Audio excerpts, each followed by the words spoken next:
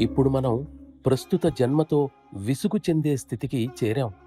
అసలు మన అస్తిత్వపు పరిశుద్ధ ఆనంద స్థితిని గురించిన జ్ఞాపకం కూడా మనకు లేదు. ఎందుకంటే ఆ విధమైన అస్తిత్వానికి అలవాటు పడిపోయాం.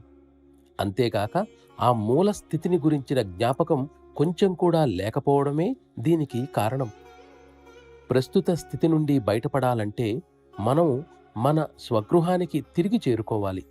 మనల్ని బంధించి ఉన్న పొరలను తొలగించుకుంటూ తిరిగి వెళ్ళటానికి మార్గం కనుగొనడం అంత సులభం కాకపోవచ్చు. కానీ ఆ అనంతతత్వపు మూలంతో సంబంధం ఏర్పరచుకొని తనలో ఉన్న అత్యున్నత చేతనను ప్రాణాహుతి ద్వారా మనలో ప్రవేశపెట్టి మన బంధనాల చిక్కుముడులను విడదీయగల మార్గదర్శకుని సహాయం వలన ఇది సాధ్యమవుతుంది. ప్రాణాహుతి ప్రసారపు మొట్టమొదటిది ఇంచుమించు తక్షణ ప్రభావం శాంతి ప్రశాంతతల అనుభవం.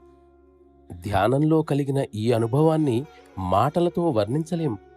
మనం మరల చేరవలసిన ఆ మూల స్థితిని మనకు మెల్లమెల్లగా జ్ఞాపకం చేస్తుంది. పదే పదే కలుగుతున్న ఈ అనుభవం మన స్వగృహపు జ్ఞాపకాన్ని బలపరిచి మన ప్రస్తుత బంధనాలను విడదీస్తుంది. ప్రాణాహుతి ప్రసారం ఈ జ్ఞాపకపు లోలోతులలోనికి తీసుకుని వెళ్లే కొలది మూలం వైపు మన యాత్ర దృఢంగా స్థిరపడుతుంది. అలాంటి అనుభవం మీ అందరికీ కలగాలనేదే నా కోరిక.